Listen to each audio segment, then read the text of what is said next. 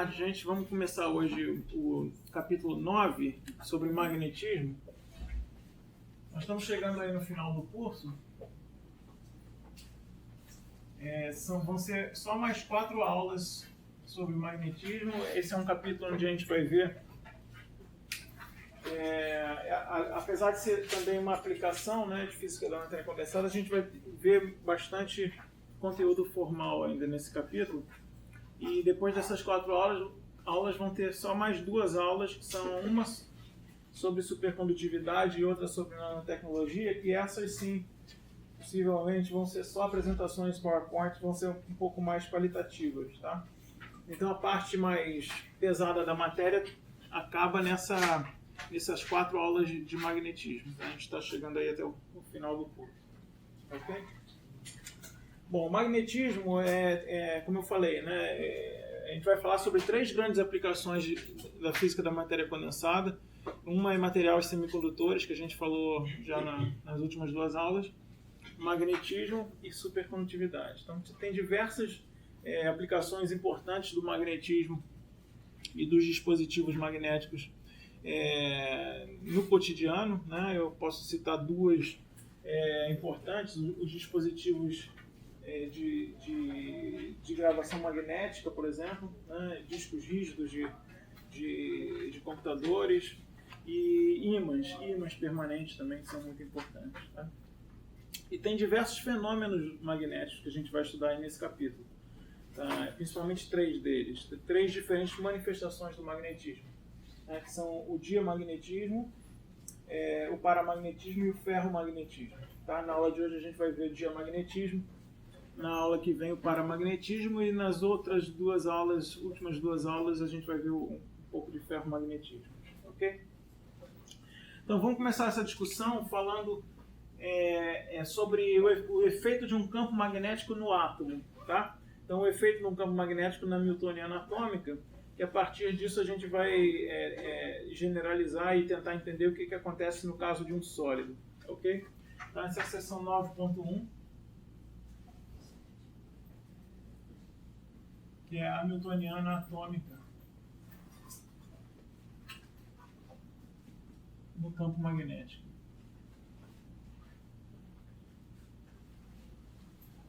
Campo B.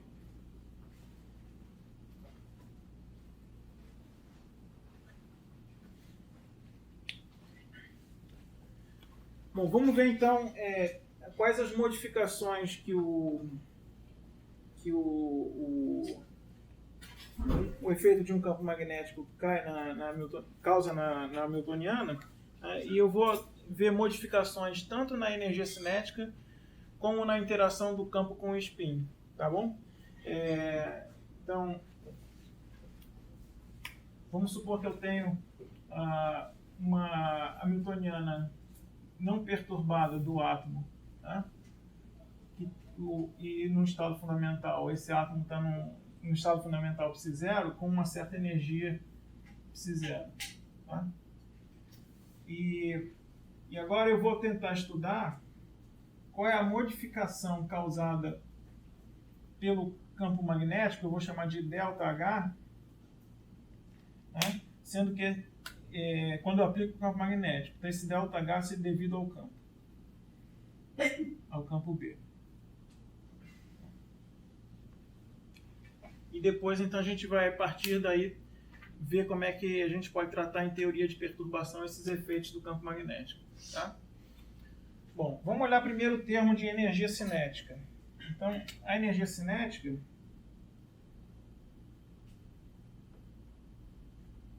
não perturbada, e aí eu vou pensar num átomo com um número de elétrons igual a Ne, tá? Então a energia cinética não perturbada, que eu vou chamar de T0, é simplesmente a parte eletrônica, tá? A energia cinética, a componente eletrônica da energia cinética. Uma soma por todos os elétrons Ne de Pi² sobre 2N. Tá? Isso é simplesmente a energia cinética de um conjunto de Ne elétrons. Tá? Então, um átomo, então estou supondo o átomo com N número de elétrons Ne.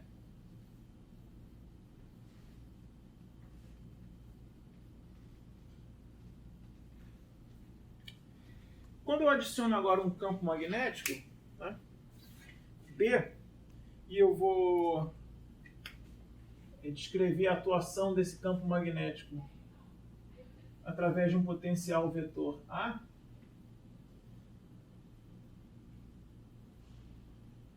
de modo que B é igual ao rotacional de A,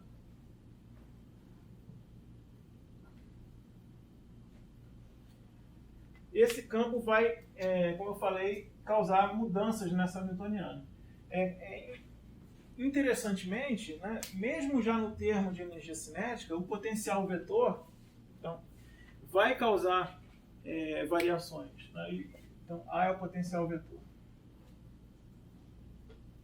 Possivelmente vocês já devem ter visto isso em curso de eletromagnetismo, né? Ou em algum outro momento. Tá? Mas o fato é que a nova energia cinética ela é modificada em relação à anterior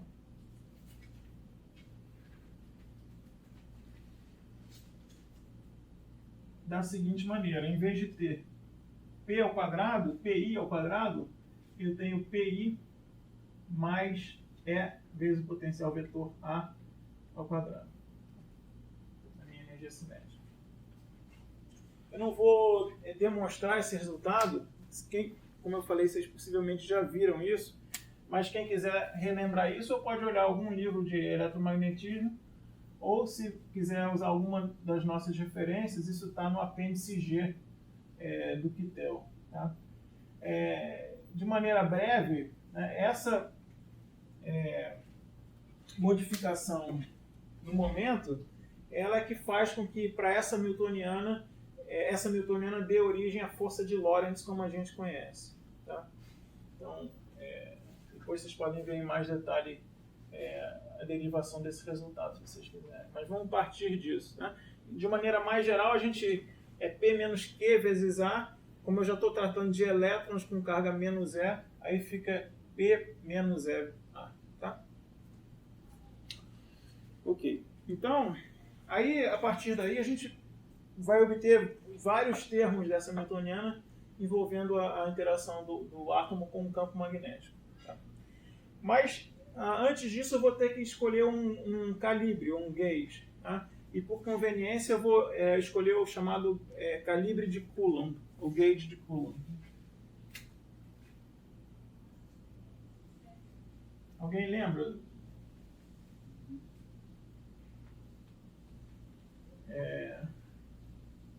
O gauge de Coulomb é aquele em que o divergente de A é igual a zero. Tá? Vocês já viram isso?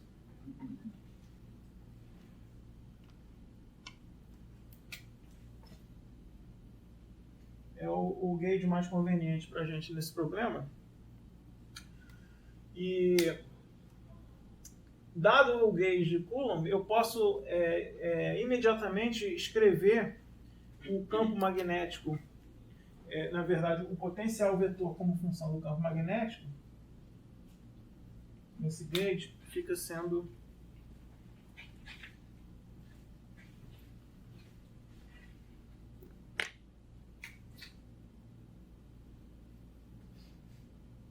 menos 1/2 de R vetor B. Tá? Mais uma vez, eu não vou demonstrar isso, mas é uma demonstração simples. Se você quiser, você pode verificar que essa escolha de gauge, ela dá imediatamente o divergente de A igual a zero e B igual ao rotacional de A. Tá? Então, depois, se vocês quiserem, vocês verifiquem. Então, a gente tem explicitamente A como função de R, tá? o potencial vetor A. Tá?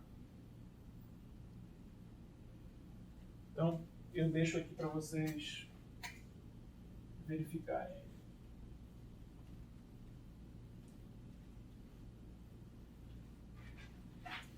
Muito bem.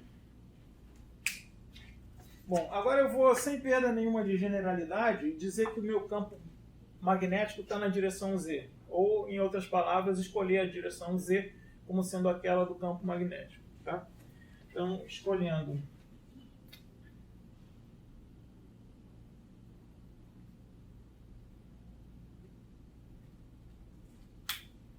B sendo o módulo de B vezes Z chapéu, eu posso imediatamente, então, aplicar esse produto vetorial e encontrar A, né, o potencial vetor. Então, dessa forma, A fica sendo menos B sobre 2. Aí esse produto escalar Y x chapéu menos x y chapéu. Tá? Então, o campo B está na direção Z e o potencial vetor está circulando no plano XY. Tá? Possivelmente também vocês já devem ter visto isso em algum momento. Então a gente tem uma forma explícita para o potencial vetor para um campo magnético B orientado na direção Z. Tá? Então, beleza. Então, agora eu vou pegar isso aqui, essa expressão, e substituir aqui. Tá? Então, vamos ver onde é que isso aí vai nos levar.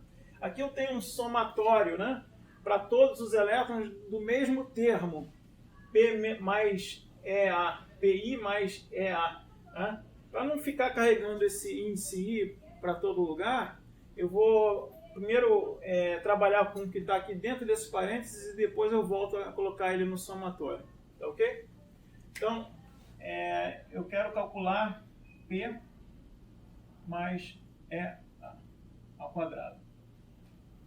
Isso é igual à representação de P nas coordenadas menos I H cortado gradiente mais EA ao quadrado. Aí abrindo esse quadrado, isso vai ficar menos H cortado ao quadrado laplaciano. Aí vai ter um termo que é menos IH cortado e aí eu tenho, só para tomar cuidado aqui, né? Por enquanto eles não comutam, a gente já vai ver que comuta, mas no calibre de Coulomb. Mas por enquanto vamos deixar dessa forma. São os termos cruzados. E esse outro termo mais E ao quadrado, A ao quadrado. Certo?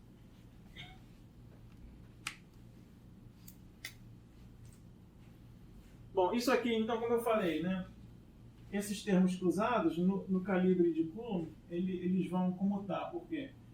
Se eu calculo o divergente de potencial vetor A vezes uma função psi qualquer, né? Isso é o divergente de A vezes psi mais A escalar gradiente de psi. E como o divergente de A é igual a zero, né, pela escolha de gauge, então isso é A escalar gradiente. Então, gradiente A é igual a escalar gradiente, então esses dois operadores comutam. Tá? Então eu posso escrever simplesmente duas vezes nábula escalar A. Né? Então vai ficar menos H cortado ao quadrado, laplaciano, menos 2i H cortado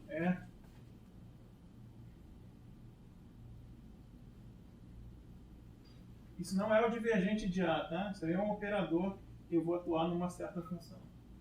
Mais E ao quadrado. A ao quadrado. Tá?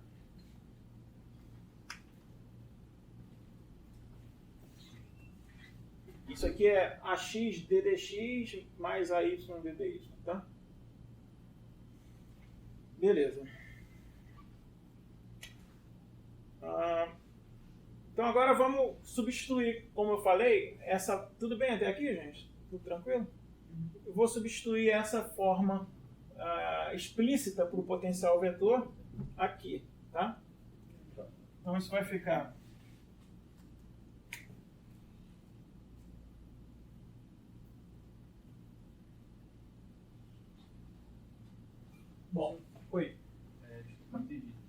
é melhor, para não confundir. Mas é igual. Isso é um operador que é AX. A só tem componente X e Y, né? Então é AX DDX mais AY DDY.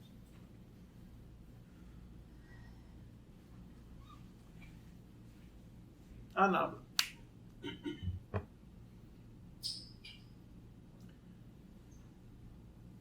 Beleza. Então, aqui vai ficar... Ah, tá. Então, esse menos com esse menos, fica mais o 1 meio cancela com esse fator de 2. Então, fica mais I, H cortado é B. E aqui vai ficar Y, como eu falei, né? Y DDX, porque AX é igual a Y, menos X DDY. Tá?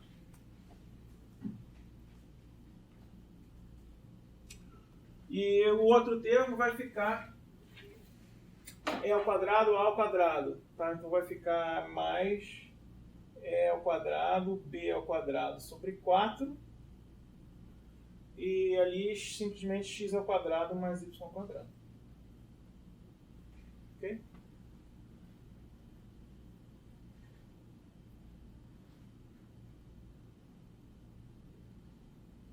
Certo? Beleza.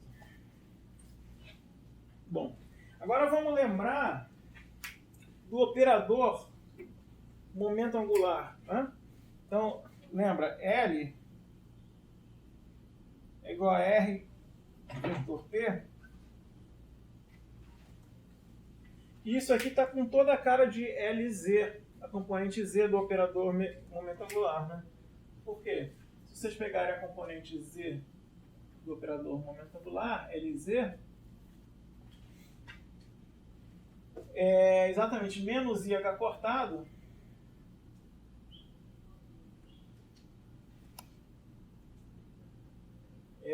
aí na verdade ao contrário, é x, né? X ddy menos y ddx, né? X ddy menos y ddx, tá? Eu usei P mais uma vez como menos IH cortado gradiente. É claro isso? Então, esse termo que está aqui, ele é, na verdade, LZ, a menos de uma constante. Tá? Então, eu vou reescrever,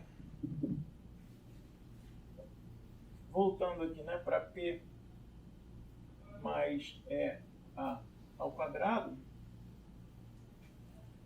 E a minha expressão final para ele vai ser menos H cortado ao quadrado laplaciano.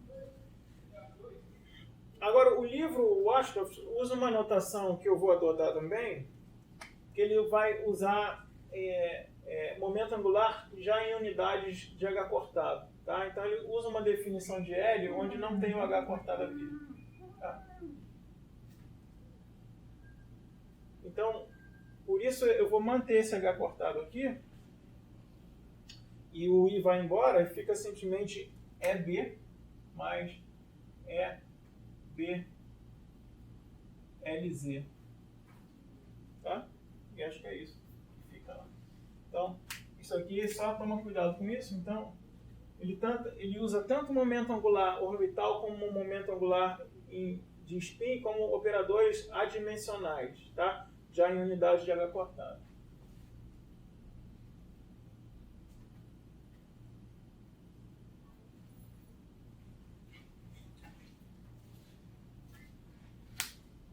Então, desculpa, por isso mesmo fica o H cortado aqui, né? Então fica H cortado, com essa definição, fica H cortado BLZ. E o outro termo mais E ao quadrado, B ao quadrado, sobre 4, x2 mais y2.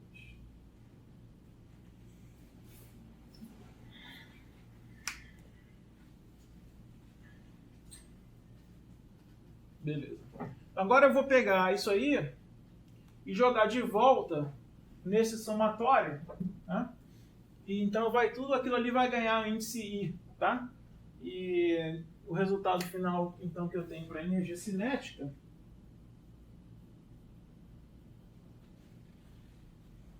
é 1 sobre 2m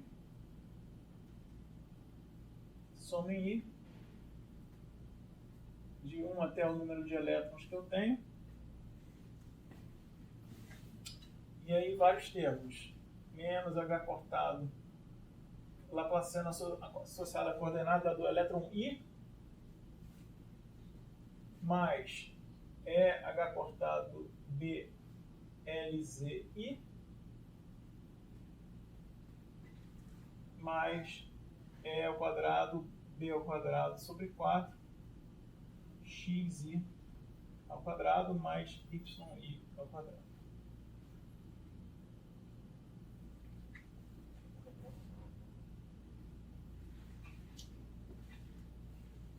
Então, esse é o resultado final para a minha energia cinética modificada. Tá?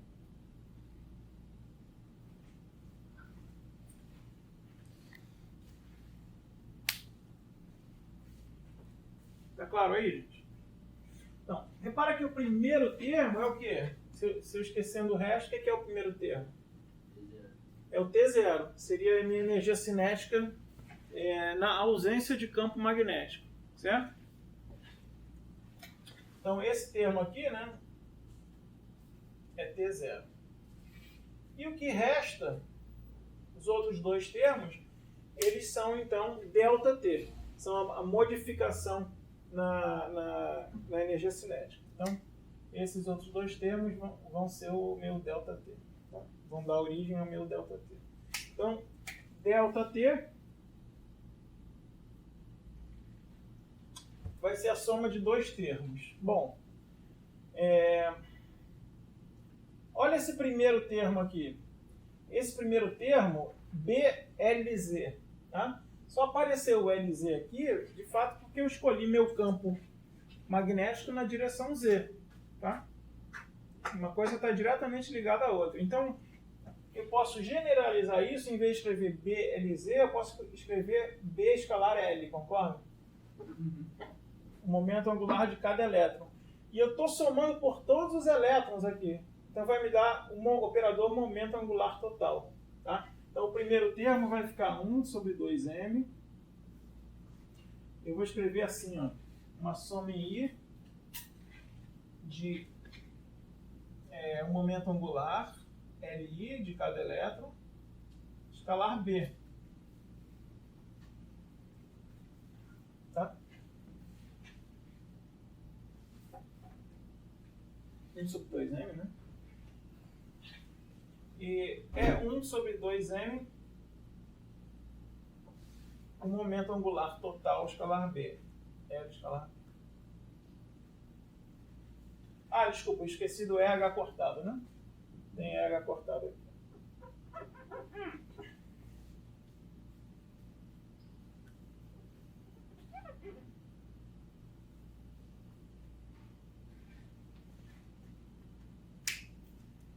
Essa combinação EH cortado sobre 2m é uma constante, vocês já viram falar?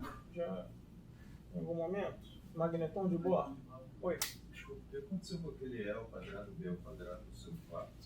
Não, ainda está aqui, é que eu ainda não olhei para ele. Desculpa, deixa eu... você tem razão. Mais o outro termo que eu já vou olhar daqui a pouco, tá? Mais o outro termo proporcional a B ao quadrado. Ele, na verdade, vai fazer toda a diferença na aula de hoje. Tá?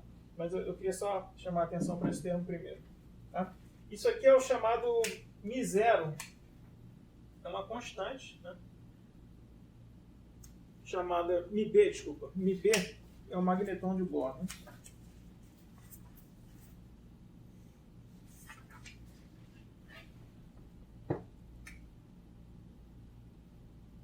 Que é igual a 0,579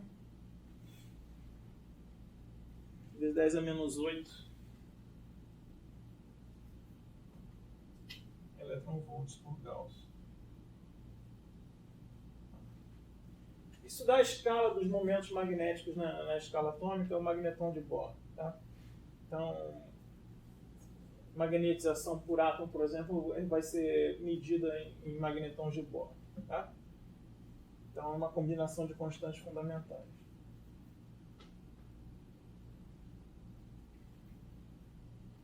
E o outro termo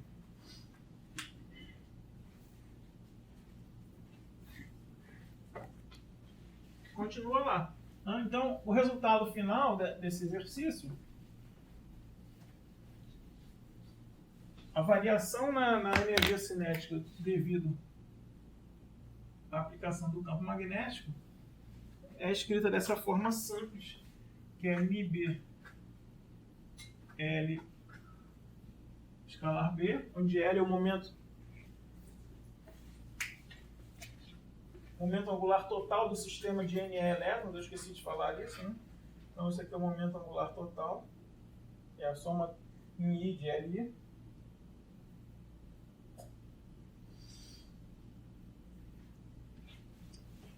E o outro termo que continua ali, então é a soma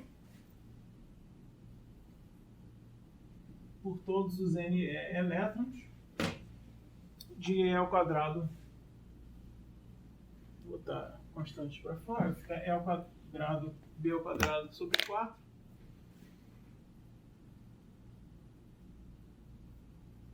Soma em I, xi ao quadrado mais y ao quadrado. Tá? Considerando que o campo magnético está a 1 sobre 2m, né? Então vai ficar 8m aqui. Considerando que o campo magnético está na direção Z, ok?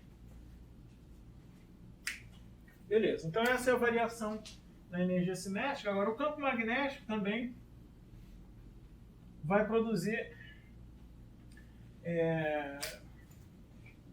um termo na energia devido à sua interação com o spin do elétron, ok? Então eu vou chamar esse termo de ΔH de spin.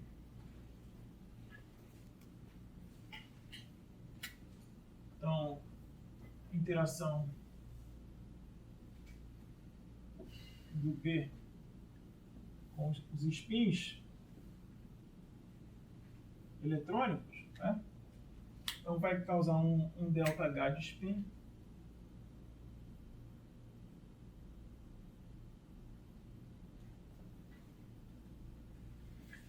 Que é escrito dessa forma, G0 μB S escalar B, onde S é o momento angular de spin total, né? Também análogo ao momento angular orbital total, é a soma dos spins de cada um dos elétrons. μB é o magnetron de Bohr. Eu também estou usando isso em unidade de H cortado. Tá? O H cortado já está aqui em μB. μB é o magnetron de Bohr. E G0 é o chamado fator G do elétron, que é uma outra constante, que é aproximadamente 2, né? É 2,0023.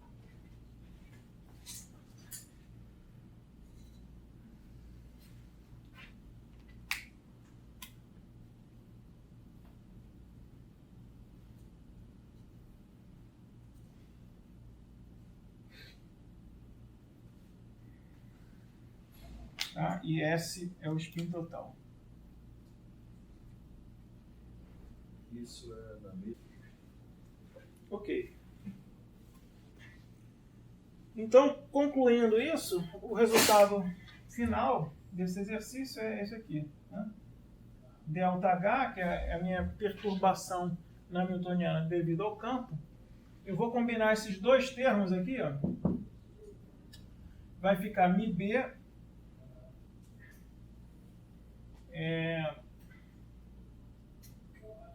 L mais G0S escalar B. Então é um termo linear no campo magnético. E eu vou ter esse outro termo que é quadrático no campo magnético, mais E ao quadrado B ao quadrado sobre 8m, a soma sobre todos os elétrons de xi ao quadrado mais yi ao quadrado. Tá. Então, em última análise, todos os efeitos de um campo magnético num átomo, eles vão... tem coisas que eu estou desprezando aqui, né, que é acoplamento de spin-órbita, por exemplo, né, e campo magnético também vai ter uma influência. Eu não estou considerando acoplamento de spin-órbita na minha newtoniana atômica, tá? Mas desprezando o acoplamento de spin-órbita, essa é o efeito de um campo magnético na newtoniana do átomo, tá? Isso é mais ou menos o que você veria ou o que você viu num curso de física atômica, tá? Então, considerando agora, a gente vai ver que em muitas situações eu vou poder considerar, sob o ponto de vista do magnetismo, um sólido como sendo uma coleção de átomos, né? Mais ou menos isolados. Em algumas situações isso não vai ser verdade, como a gente vai ver no caso do ferromagnetismo, mas esse é um ponto de partida interessante. Então, os efeitos magnéticos nos diferentes materiais a gente vai começar a analisar a partir dessa newtoniana, tá? E a gente vê claramente que tem um termo linear, como eu falei, e um termo quadrático. Para campos magnéticos baixos, a gente sempre espera que o termo linear ele tenha efeitos mais importantes. Por outro lado, em algumas situações, a contribuição linear vai ser nula. Isso é particularmente verdade para átomos de camada fechada, em que o momento angular total e o momento de spin total vão ser nulos, tá? Quando isso acontece para átomos de camada fechada, então esse termo eu vou poder ignorar, e o efeito principal vai ser desse termo quadrático, tá? Isso vai dar origem ao chamado diamagnetismo, que é o que a gente vai ver agora. E na aula que vem a gente vai falar do paramagnetismo, ok? Então a nossa próxima sessão é a 9.2, que é diamagnetismo de Larmor-Langevin.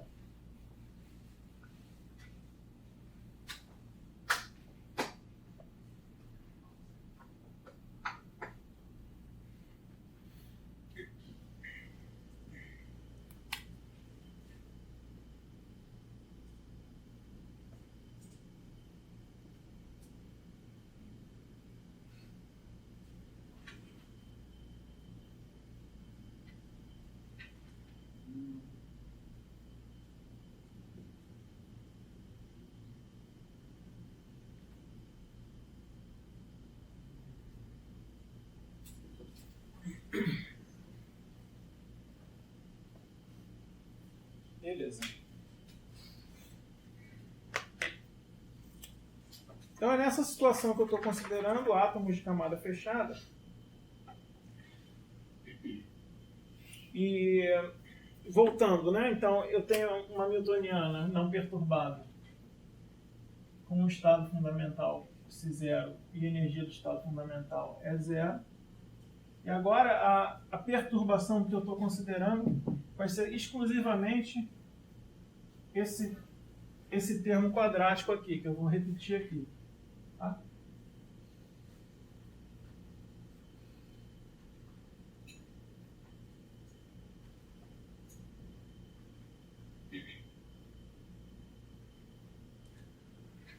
E agora eu vou calcular em primeira ordem de teoria de perturbação qual é a modificação na energia do átomo devido à inclusão do campo magnético. Tá? Então, em primeira ordem,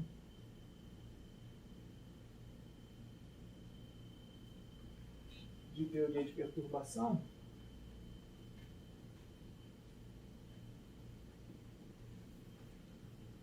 a variação da energia do estado fundamental, delta é zero, é o sanduíche da newtoniana perturbação ΔH no estado fundamental psi0, certo? Então isso vai ser... Desculpa, deixa eu botar uma anotação igual que está na apostila. Eu vou chamar isso aqui de zero, tá? Zero é o estado fundamental. Certo?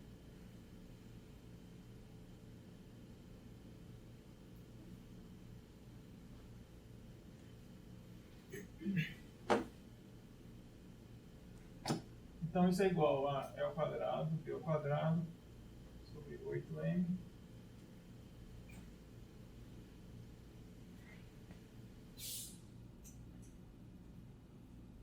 Isso aqui, né?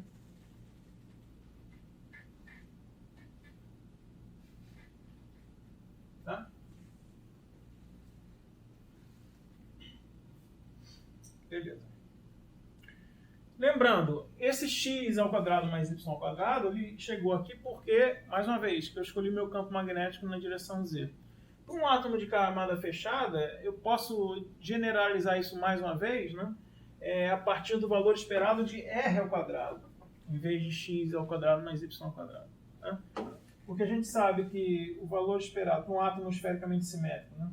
X ao quadrado é igual ao valor esperado de y ao quadrado, que é igual ao valor esperado de z ao quadrado, que é o valor esperado de r ao quadrado sobre 3. Né?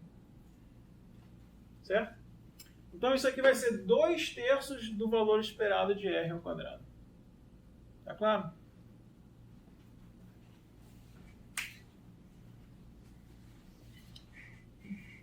RI, né? RI.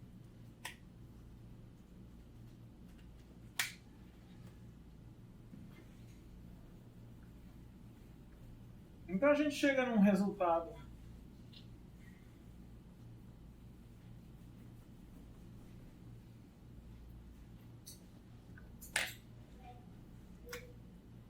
para delta é 0, que é E ao quadrado, B ao quadrado. Aí esse 2/3 vai me dar um 12M, né, no denominador. E aqui vai ficar uma coisa que eu vou chamar de... na verdade, vou redefinir aqui. Vou botar um NE aqui na frente. E ao quadrado, B ao quadrado sobre 12M. E um certo ρ0 ao quadrado, que eu estou definindo como a média, né? 1 sobre NE, soma sobre todos os elétrons e igual a 1 até NE.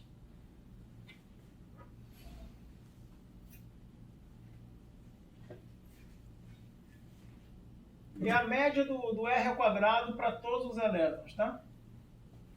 Então, o 0 ao quadrado é igual a 1 sobre NE, somatório de 1 até NE, de a média no estado fundamental de RI ao quadrado. Aqui é uma certa constante aí para um dado átomo, que te dá mais ou menos uma ideia do raio médio do átomo, alguma coisa assim, ao quadrado, né? Então, dá uma ideia do tamanho do átomo ao quadrado, tá?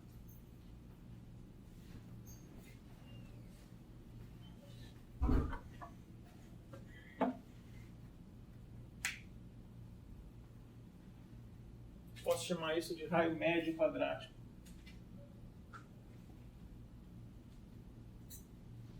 O quadrático médio, tanto faz. Do átomo ou do íon. A gente às vezes está considerando íons e não átomos. Tá?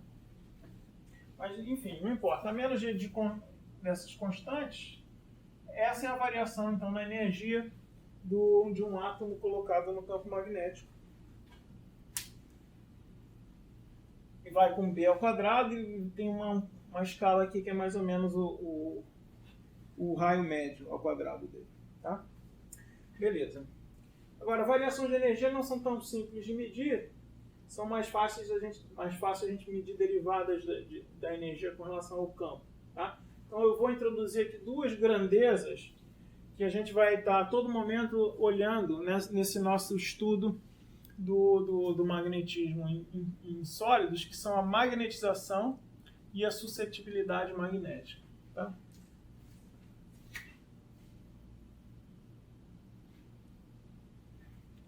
Então, inicialmente, magnetização. O que é magnetização?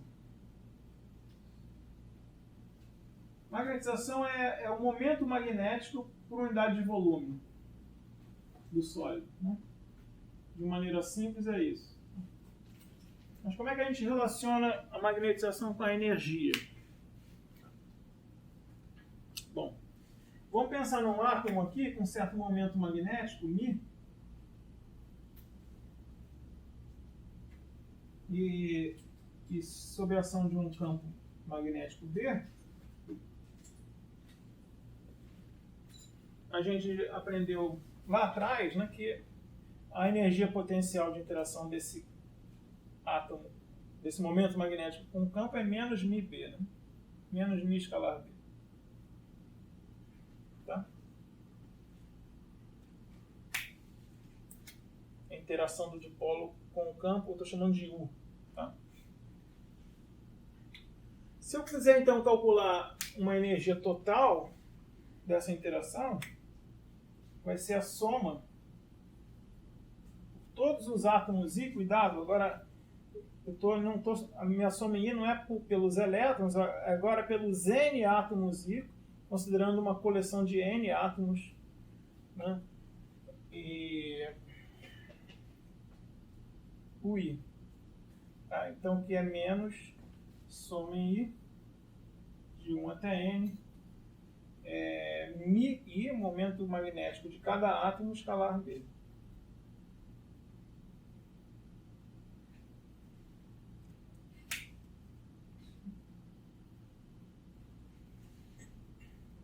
Então, eu estou considerando uma coleção de N átomos.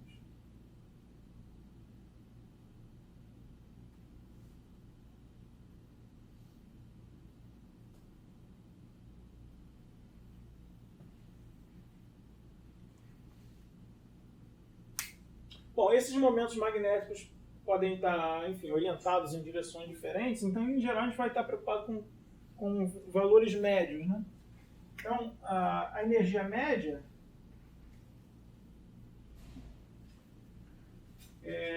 isso aqui vai ser a energia total. Na verdade, vou calcular a energia por unidade de volume. Tá? Então, na verdade, aqui já dá para ver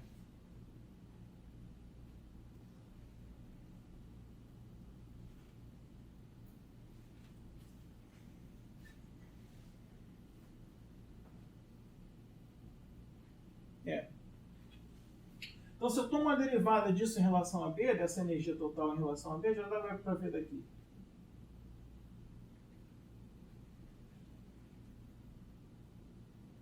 É menos esse somatório dos momentos magnéticos todos.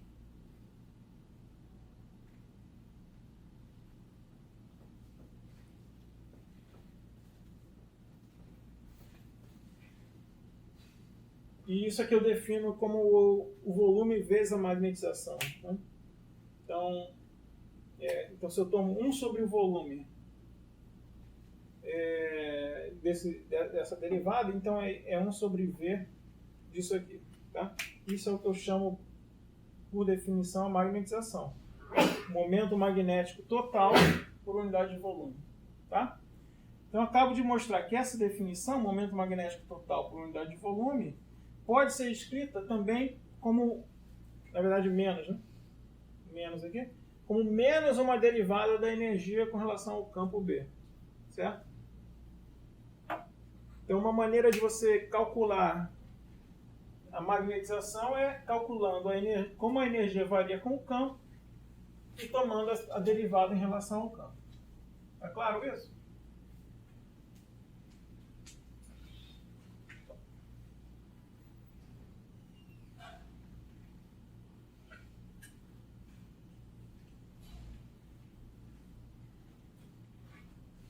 Isso é temperatura zero. Vocês devem ter visto, talvez, em termodinâmica e física estatística, né? Para incluir efeitos de temperatura, eu tenho que também considerar a entropia desse sistema de spins. Então, o potencial termodinâmico correto para tomar a derivada, na verdade, é a energia livre de Helmholtz. Tá? Então, mas a gente vai ser quase indiferente para a gente isso, essa distinção, mas só para estar formalmente correta, né, eu vou definir essa energia livre de Helmholtz, F é igual a E menos TS, e de fato a definição correta da magnetização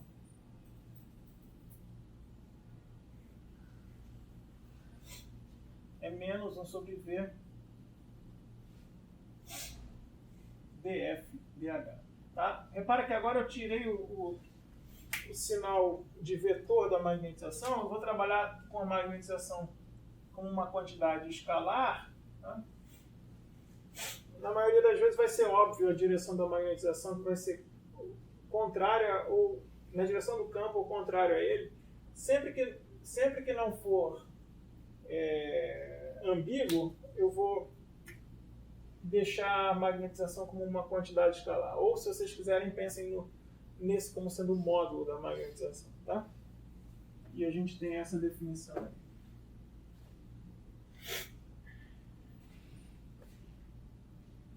Então, isso é a magnetização. A outra quantidade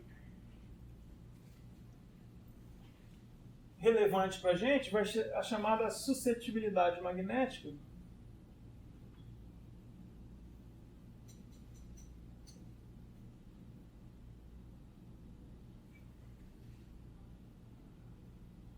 Que é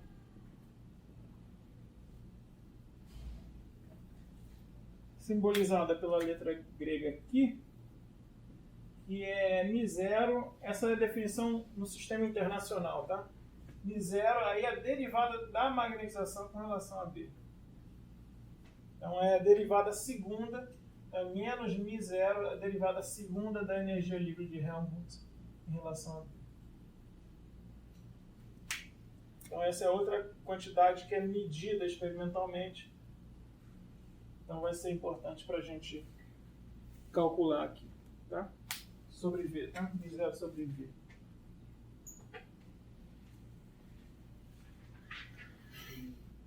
Beleza, gente? Deixa eu perguntar para vocês já viram essas definições antes? Em termodinâmica, em estatística, em algum lugar? Ou não? Vocês estão vendo pela primeira vez? Não.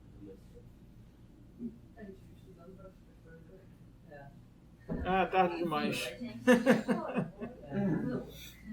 Tá, mas vocês viram onde? Magnetização em estatística, talvez? Magnetização em eletromagnetismo. nas questões de termo, aparecer algumas coisas de magnetização da UF. Tá. Mas tudo bem, é tranquilo, né? Não aprendeu. Então, beleza. Então vamos ver agora, essas são definições gerais, tá? Que a gente vai usar não só no caso do diamagnetismo, mas vamos ver agora como é isso no caso do diamagnetismo. Tá? Vamos considerar então temperatura igual a zero, então não preciso me preocupar com aquele termo TS, então a variação de energia livre de Helmholtz vai ser a variação de energia interna mesmo. Né? E então a magnetização... Agora, então, a magnetização para um conjunto de N átomos, tá? No caso do diamagnetismo, no nosso caso, então essas fórmulas são gerais, mas no nosso caso, que a gente está considerando aqui, a magnetização diamagnética, M, vai ser menos 1 sobre V. No lugar do F, tanto faz, eu vou botar aquele delta. Isso é para um átomo, né? Então agora eu vou considerar um conjunto de N átomos, tá? Isso é importante. Considerando agora N átomos, um sólido com N átomos, e supondo que os átomos não interagem uns com os outros. Então eu tenho D derivada de N delta E0, aquilo que eu calculei ali, em relação a B. Ok? Essa vai ser a magnetização.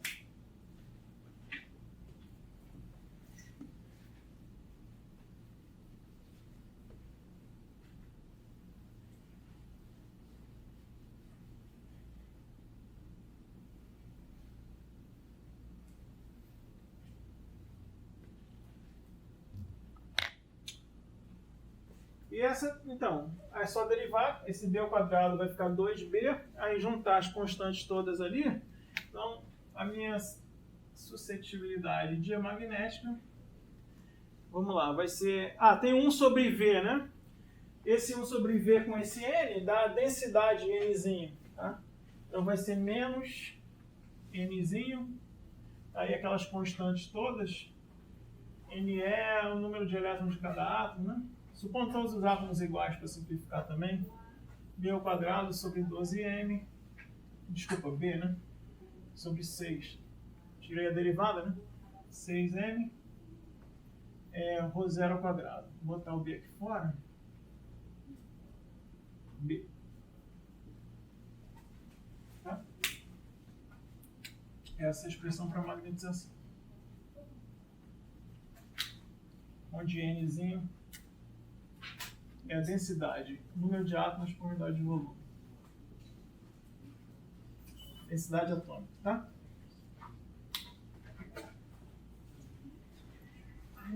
Tá. Aí tem um sinal de menos ali. O que significa esse sinal de menos?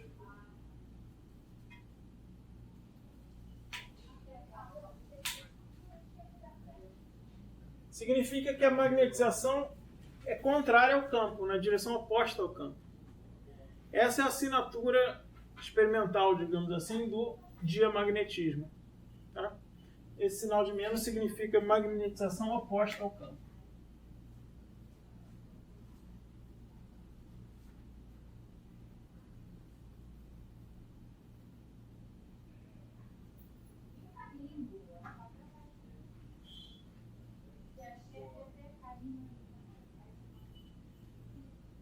Então essa é uma assinatura do diamagnetismo. Tem um análogo clássico aí, que vocês viram em Física 3. É a lei de Faraday? É a lei de Lenz, exatamente. Mas, quando você aplica um campo magnético, um sistema de corrente vai gerar uma corrente na direção de criar uma magnetização contrária ao campo. Mas a lei de Lenz, de Faraday, era para qualquer material ou... Não, em geral é para um circuito. Para um circuito. Isso aqui é como se fosse uma lei de Lenz a nível microscópico. Claro, é uma analogia, né?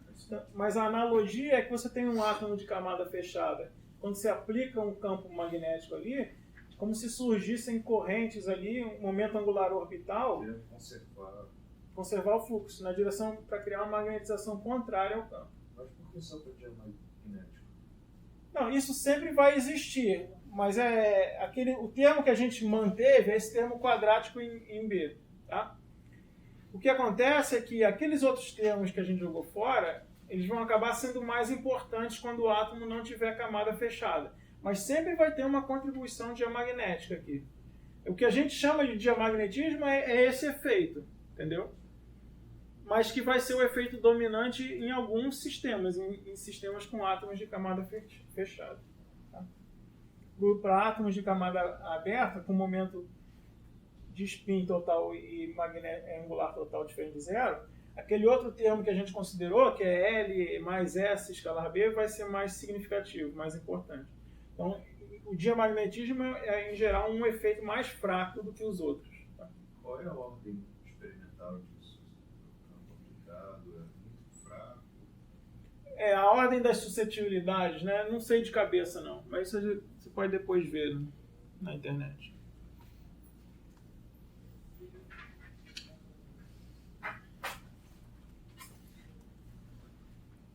E, bom, agora a suscetibilidade, então, é tomar mais uma derivada, multiplicar por μ0, e aí, então, fica uma constante independente do campo. Então, a suscetibilidade é menos N μ0. μ0 é μ0 mesmo, é a permeabilidade magnética do vácuo, tá? Não é o magneton de Bohr, não.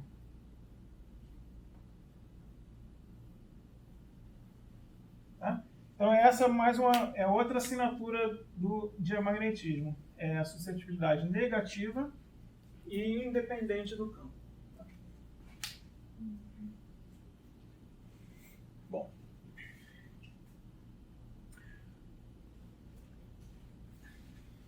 Apesar do diamagnetismo ser um efeito, entre aspas, um pouco mais fraco do que os outros, ele não é irrelevante, ele vai ter implicações práticas, né? Vamos olhar aqui alguns casos. Por exemplo, quando eu tenho um material diamagnético, né, o fato dele gerar uma magnetização oposta ao campo faz com que ele sempre seja repelido por um ímã, né, por um campo magnético, uma região de campo magnético alto. Tá claro isso? Quer dizer, é só você pensar. Tem que ter um ingrediente importante, que é um campo tem que ser não homogêneo, né? Mas pensa em umas linhas de campo aqui, perto do ímã. À medida que você vai ficando mais perto do ímã, o campo vai aumentando, né? Aí se eu coloco um material diamagnético aqui, ele vai dar uma magnetizaçãozinha para baixo, né? Na direção contrária ao ímã, né? Ao campo, desculpa. Então aquele termo μ escalar B, ou se você quiser n escalar B, com sinal de menos, né? Como o produto escalar aqui vai ser negativo, isso vai ser um termo positivo. Ou seja, para minimizar a energia, o que eu vou precisar fazer? Que o campo fique mais fraco possível. Tá? Então ele vai querer se afastar do ímã para ir para uma região onde o campo esteja mais fraco. Então essa é uma maneira de entender essa repulsão. Tá? Então, quando a magnetização está oposta ao campo, tem uma repulsão. Quando está na mesma direção, aí ele quer fortalecer e tem uma atração. Quer se aproximar, né? Tem uma atração. Tá? Então, esse efeito que está ilustrado aqui, ele pode ser usado, por exemplo, para você levitar um sapo. Eu digo, assim, tem outras aplicações mais sérias, mas deixa eu dar esse exemplo primeiro, porque não sei se vocês já viram isso. Se você coloca um sapo num campo magnético muito forte, né, e não homogêneo, aí o sapo fica levitando, mas eles levitaram outras coisas, pedaço de pixel. Né? Hã? Não, não tem nenhum efeito sobre a pessoa, o indivíduo que é levitado.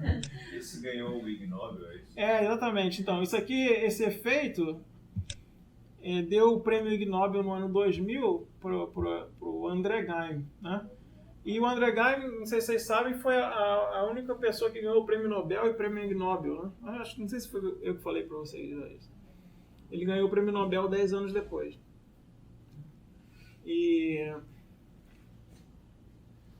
Mas além de levitar sapos, a levitação magnética pode ser feita através do diamagnetismo. Mas a gente vai ver mais para o final do curso, quando a gente falar de supercondutores, que você potencializa esse efeito usando um material supercondutor. Tá? O supercondutor é o que a gente chama de diamagnético perfeito. Então ele cria a máxima magnetização dentro dele para expulsar o campo magnético de dentro dele. Tá?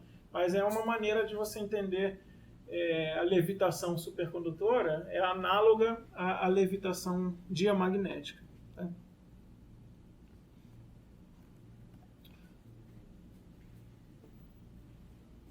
Ok. Então esse é o diamagnetismo. Para introduzir o paramagnetismo agora, a gente vai, na verdade, ver mais a partir da aula que vem, mas a gente tem que introduzir alguns conceitos que, essencialmente, mais uma vez, eu vou considerar o sólido como uma coleção de íons ou de átomos, só que agora cada um desses átomos ele vai ter um momento angular L e um momento angular S. Tá? Então, a questão total, né? A questão é saber agora, para uma dada espécie atômica, qual o valor de L, qual o valor de S e qual o valor de J. J, que é o momento angular total. Soma do momento angular orbital com o momento angular de spin. Tá? Então tem umas regrinhas que determinam isso, que são chamadas regras de Hund. Essa seção 9.3. Talvez vocês tenham visto isso em química lá no ensino médio. não sei se com esse nome, mas... Ou vocês viram e não sabiam que era isso que vocês estavam vendo, mas... É aquela maneira de você preencher os elétrons nas casinhas, dos orbitais, para descobrir... para andar Não daqui. faz sentido nenhum, né? Bom, vai fazer um pouquinho mais de sentido aqui, mas não totalmente, porque eu não vou discutir a origem dessas regras, né? Porque não sei se vocês veem isso no curso de física atômica. Enquanto que são em momento angular. Enquanto que vocês veem, somos no momento angular e talvez um pouco em física atômica e molecular também, tá? Então o que eu vou fazer é enunciar esse conjunto de regras, mas sem me preocupar, quer dizer, sem me preocupar não, sem demonstrar nenhuma delas. Eu só vou dizer que essa é um conjunto de regras empíricas que, em última análise, elas vêm da interação elétron-elétron e do acoplamento spin-órbita, né, que existe nos átomos. Tá? Mas qual é a ideia aqui? Em geral, para sistemas magnéticos, eu vou estar olhando átomos que têm camada semi-preenchida D ou F. Tá? Então, tipicamente átomos de metais de transição, que tem camada semi-preenchida D, ou, por exemplo, terras raras que tem camada semi-preenchida F. Tá? Então, átomos ou íons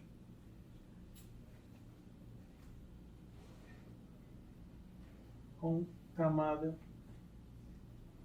semi-preenchida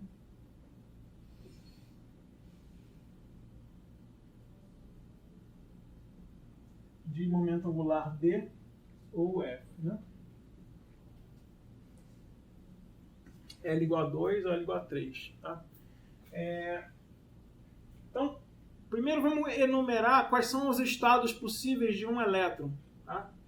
Na camada D, aquelas casinhas, né? Eu tenho 5 valores possíveis de LZ, né? E na camada F, eu tenho 7. Né? Então, para um dado momento angular L, eu tenho sempre 2L mais 1 estados de momento angular orbital.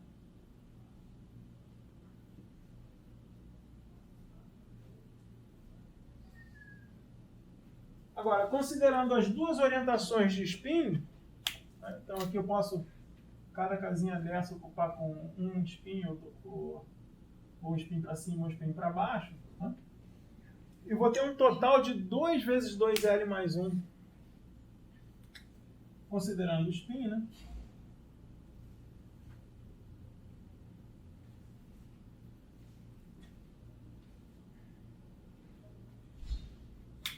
Eu tenho um total de 2 vezes 2L mais 1 estados possíveis de um elétron.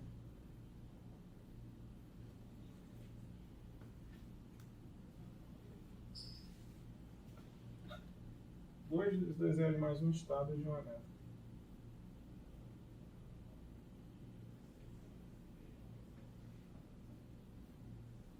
Tá? Ou seja, a ocupação máxima de uma camada D são 10 elétrons. Eu boto L igual a 2 aqui, 2 vezes 2, 4, mais 1, 5 vezes 2, 10. Então, com 10 elétrons, eu poderia preencher completamente a camada D. Tá? Com 14 elétrons, uma camada F. Tá? Beleza. Agora, a questão toda se torna interessante quando o número de elétrons que eu tenho, N, é menor do que esse número total. Tá? Aí, nesse caso, a gente diz que a gente tem uma camada semi-preenchida. Tá? Então, quando N for menor, número de elétrons de 2 vezes 2L mais 1, eu estou agora usando Nzinho para indicar o número de elétrons nessa camada.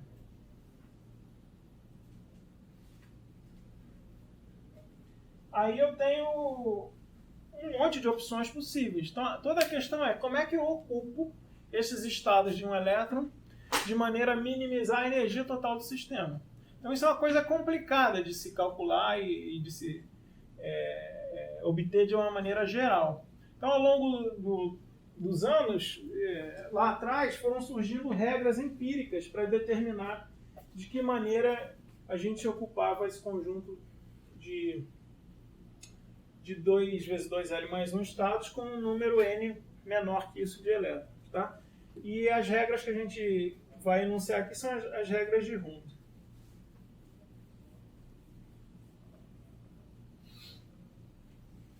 Então é um conjunto de regras, na verdade, ela parte de um pressuposto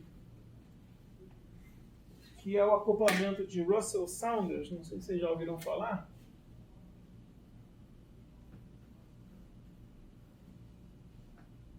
As regras, na verdade, são muito mais complicadas de enunciar do que de usar na prática. Na prática, vocês vão ver que vocês vão acabar fazendo aquilo que vocês faziam no ensino médio mesmo, colocando as setinhas nas caixinhas, tá? Mas só para ir um degrau além disso, vamos vestir isso numa roupagem um pouco mais formal. Mas, enfim, começando com o acoplamento de Russell-Saunders.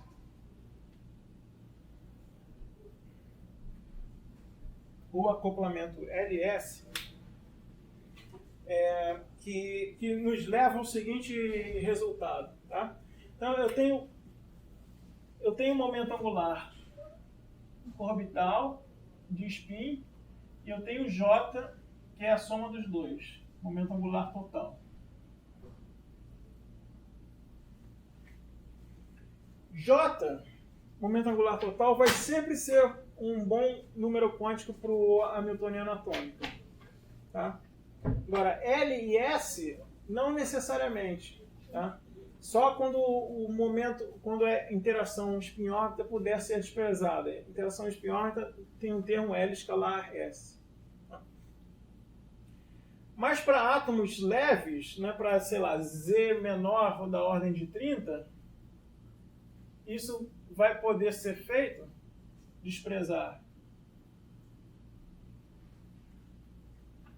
acoplamento spin-orbit, o termo L escalar S.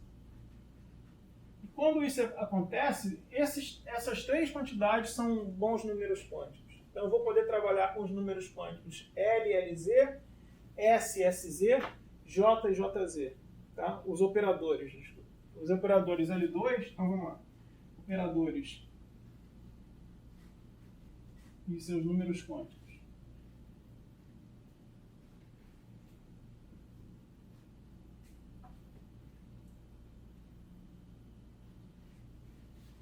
L2 com alto valor, né?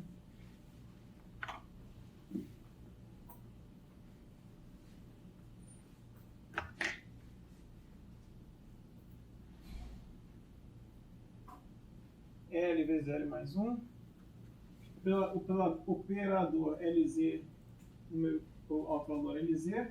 E a mesma coisa para o spin, S2, S mais 1. Tudo em unidade de H cortado, tá? SZ e J2, J mais 1. E JZ, operador JZ e o seu alto valor JZ. Então, a ideia do acoplamento de Russell-Saunders é que todos esses números quânticos vão estar associados a um estado eletrônico, em particular ao estado fundamental do átomo. Tá? A questão agora é a gente descobrir quais os valores, então, de L, de S e de J para um dado átomo. Mas você botou alguma coisa menor do que 30. O número atômico, desculpa. O número atômico menor do que 30. Porque o acoplamento spin-órbita é mais importante para átomos pesados. Tá? Então, para átomos pesados, vai ter uns desvios dessas regras de Hund aí.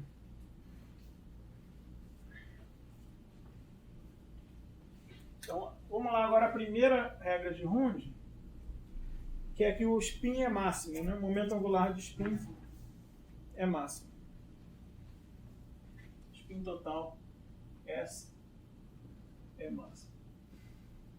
Então eu vou ocupando meus estados com um elétron de modo que eles tenham SZ máximo e, portanto, S máximo, tá? E aquela regrinha de química. Primeiro você bota todas as setinhas para cima, os spins para cima. Aí, quando não der mais, se o número de elétrons total for maior do que a metade do número de elétrons dos estados disponíveis, aí sim eu começo a colocar setinhas para baixo. Tá? Essa é a primeira regra de Hund. Segunda regra, L máximo. Tá?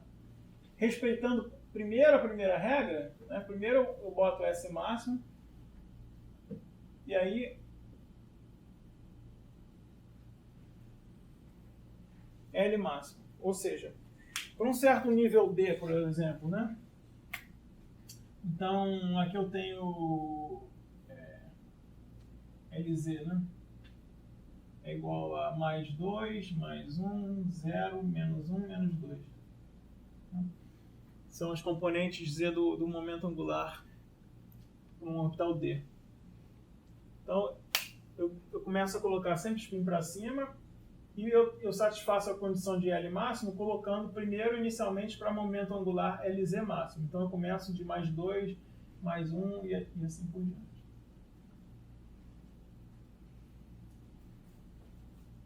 E a terceira regra,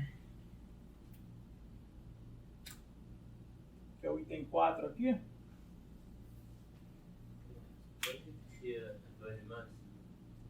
deixa eu chegar no exemplo, que acho que vai ficar mais claro.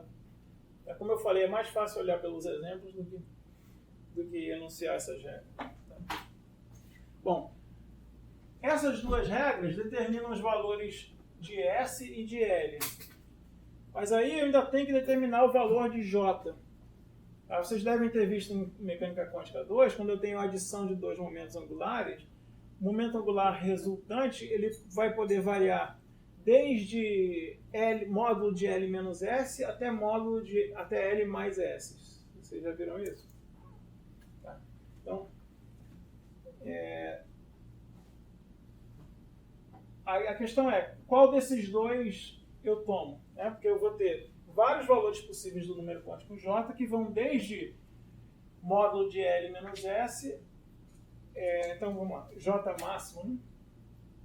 J máximo vai ser L mais S, e o J mínimo vai ser módulo de L menos S. Qual que eu tomo? A regra de Hund é que se N for menor, o número de elétrons for menor ou igual que a metade da ocupação, que é 2L menos 1, mais 1, o meu J vai ser o valor mínimo. Então ele não vai assumir qualquer um dos valores entre esse e esse. Ele vai ou assumir o valor mínimo ou assumir o valor máximo. Ele vai assumir o valor mínimo quando a camada tiver menos ou igual a semi-preenchida. Então, nesse caso, J vai ser módulo de L menos S. E vai assumir o valor máximo quando N for maior do que 2L mais 1. Aí, nesse caso, eu vou ter J é igual a L mais S. Enfim, é uma regra, como eu falei, não tem, eu não vou fazer a explicação de por que ela é assim, só vou dizer que ela é assim, tá? Beleza. Como eu falei, vamos ver alguns exemplos, parece que vai ficar mais fácil, tá? Vamos pegar o caso do íon de cromo 2+. Então, exemplos.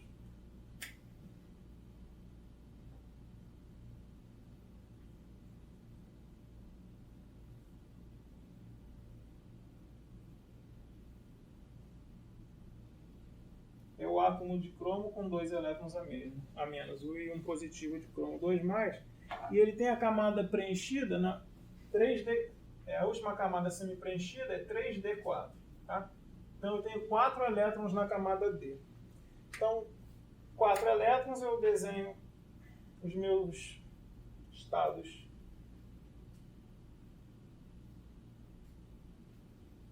cinco estados para os orbitais D, e eu ocupo isso com 4 elétrons. Aqui, então, LZ, né, igual a mais 2, mais 1, 0, menos 1, menos 2. E aí eu vou ocupando. Bom, primeira regra, o spin S é máximo, tá? Então, eu vou ocupar sempre com spin para cima os 4 elétrons. E aí, naturalmente, eu já ocupei todos os estados. A segunda regra, L é máximo, quer dizer, eu comecei a ocupar desde o L maior. Tá?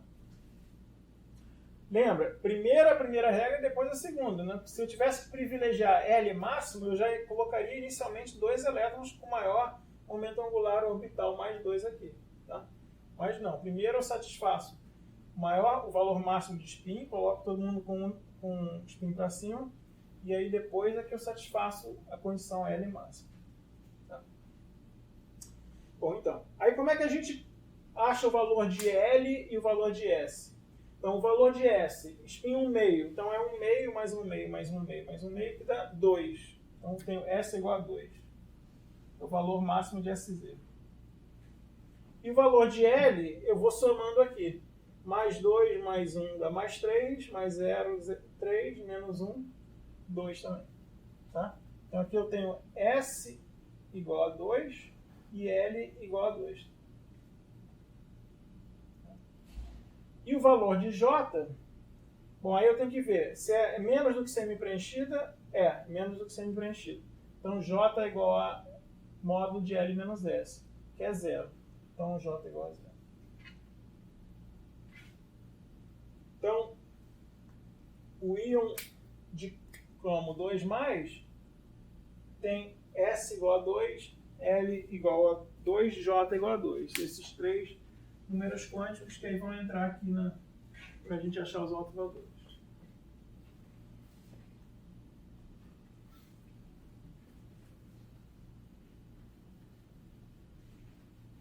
Vamos ver um outro exemplo agora, que é o... Como você chegou que S igual a 2 e L igual a 2? Então, o momento angular de spin de cada elétron é mais 1 meio ou menos 1 meio, certo? Aí eu vou somando as componentes SZ, né? Mais 1 meio, mais 1 meio, mais 1 meio, mais 1 meio, dá 2. E o L igual a 2, mesma coisa, eu vou somando os altos valores aqui. Mais 2, mais 1, mais 0, menos 1. Tá? Vamos ver agora o Hérbio 3+, que é 4F11.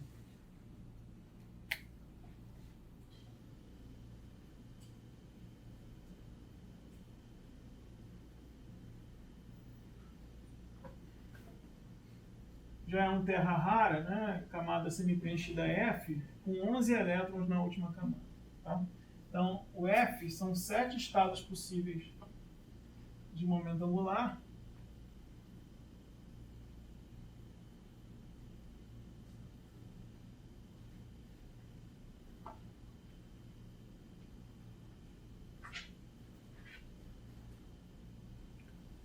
Com LZ igual a mais 3, mais 2, mais 1, 0, menos 1, menos 2, menos 3.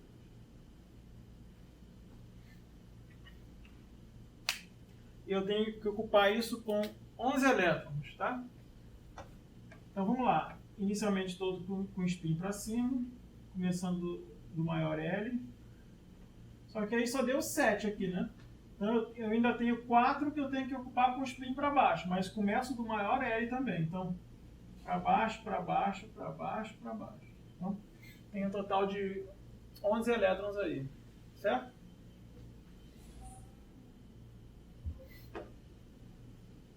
Então agora vocês vão me dizer qual o valor de S, de L e de J.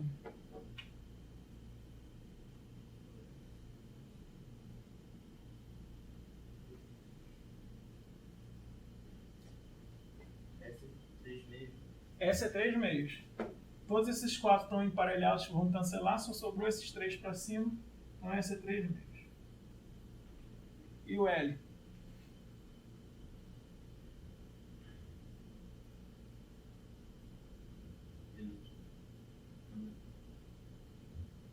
Ele nunca pode ser negativo.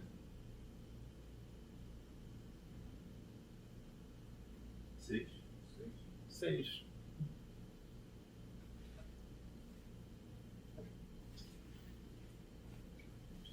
L igual a 6. E o J? Repara que agora está mais do que semi-preenchido, então J igual a L mais S. Então dá 15 meios, né?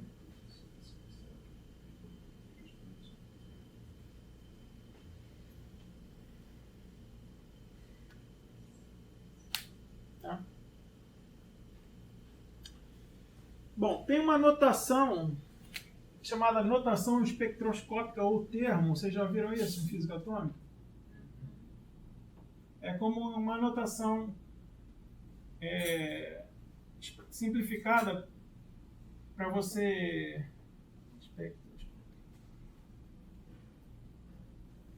já de cara indicar qual é o estado fundamental do átomo, né? Que é 2s mais 1 é L J, não é isso? Onde L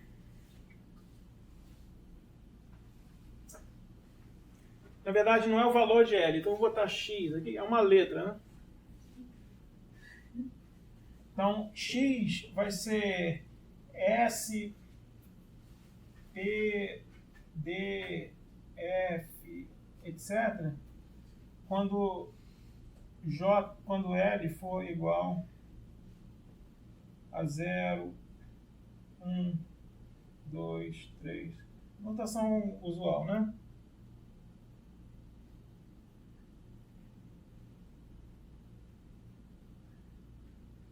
Tá? Então, em vez de usar o valor numérico de L, a gente usa uma letra. Tá ok? Então, qual é o termo do íon de cromo mais?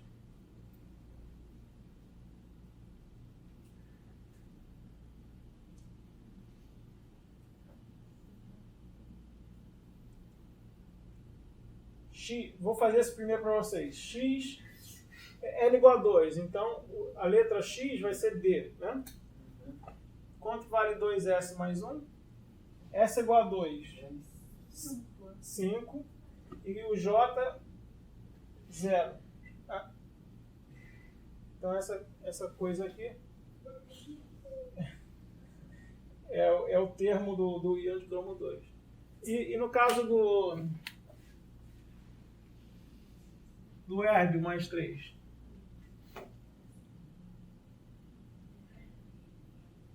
L igual a 6, a gente não cheguei até lá, né? Então, SPD, F... Eu vou tentar aqui. F é 0. Vamos contar, então. 3 mais 3, 6, mais 2, 8, mais 2, 10, 12, 0, menos 1, 11, menos 2, 9, menos 3, 6. Mas esse é o LZ. É o LZ. É o LZ. A gente chama de L. O valor de L vai ser igual à soma dos LZs de cada átomo. Então, L é igual a... O que eu acho estranho, o F, tipo Lzinho. Entendeu? SPDF, 0, 1, 2, 3, é o Lzinho. O Lzão é o total. O Lzão é o número quântico do momento angular total. O valor dele vai ser igual ao valor máximo de LZ. Eu somar todos os LZs. De cada um dos elétrons. Mas já ia? O LZ, Aqui ele tá pode ser usando negativo? uma notação diferente. Não, o LZ pode ser negativo. Tá vendo? Tem alguns que têm negativo aqui. O Lzão é sempre positivo. A gente chamava de Nzão. Era o N, que era a soma do que o número quântico associado ao LZ era N. Isso, o que vocês chamavam de Mzão deve ser isso aqui, Lzão Z. Sim, que é o total da somatória dos Lzinhos. Isso. Que é o M, pra gente. Tinha o M, o MS e o MJ. Aquele LZ é aquele L grande. Então, é que dado um valor de Lzão, Não, essa dado um valor de Lzão, o Lz vai variar entre menos e mais esse valor. Quando o Lzão é igual a 6, o Lz varia de menos 6 a 6 em unidades de 1. Tá, mas eu preciso achar o número quântico L, que é o número quântico que vai estar associado ao operador L2, dessa forma aqui. Tem dois números quânticos, L e Lz, ou L e M, se vocês lembrarem do caso do átomo. Tá? Isso é só uma regra que diz como é que eu obtenho um número quântico Lzão a partir dos valores de Lz. Eu não estou explicando como obter essa regra, só estou dizendo que é assim. Seria L6, Lzão é 6. O Lzão Então, o Lzão... ao LZ. Eu obtenho o É um Lzão magnético. somando todos os Lzs. Nem preciso desse módulo aqui, na verdade. Somando todos os Lzs de cada estado de um elétron. Sim, mas aí nesse caso, não sei, seria S, P, D, F, G, Não, H, I, J. Não. Calma. Os estados de isso é o estado F, tá? Esses são os diferentes valores de Lzinho Z. Lzinho Z é igual. Lzinho Z é igual a isso. Mais 3, mais 2, mais 1, 0, menos 1, menos 2, menos 3. Tá? Eu uso essa regra para obter o Lzão. E essa regra, o valor 6 aqui, é que eu vou obter a letra a partir do valor de... Então, F, D, F, G... Mas existe. Não. É G, H, I. Então aqui é L igual a 4, 5, 6. Então o termo espectroscópico do átomo de cromo, ergo, desculpa, é I, não? Lzão igual a 6, é X igual a I. Então aí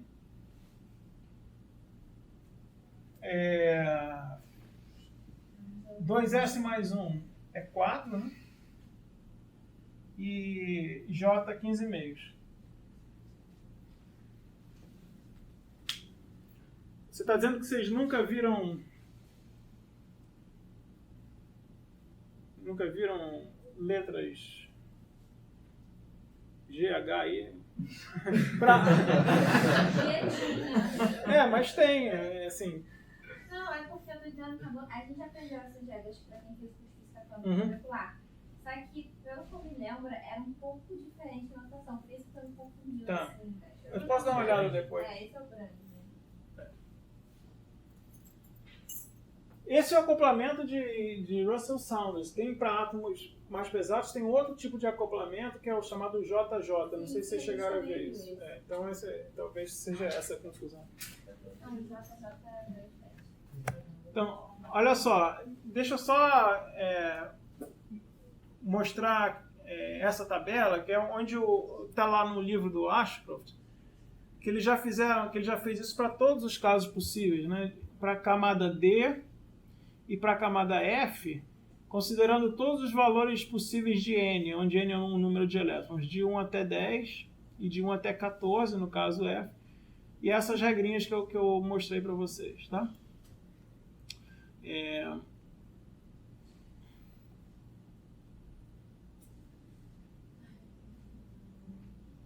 Aí aqui o valor de S, o valor de L, valor de J, usando as duas regras, J igual ao modo de L menos S, ou J igual a L mais S, e os símbolos, os termos, tá?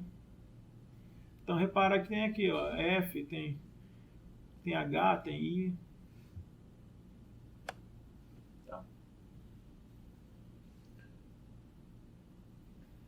Então eu queria parar aqui hoje, tá? Então isso é só uma regra para vocês saberem como obter os valores de L, S e J. Vai ser importante a gente saber então os valores dos momentos angulares para a partir da aula que vem a gente começar a discutir o paramagnetismo, ok? Então, tirando essa dúvida, alguma outra dúvida na aula de hoje? Então, vamos retomar a partir daí na aula que vem. Tá. Então, um fim de semana. Porque lá é diferente, mas os elétricos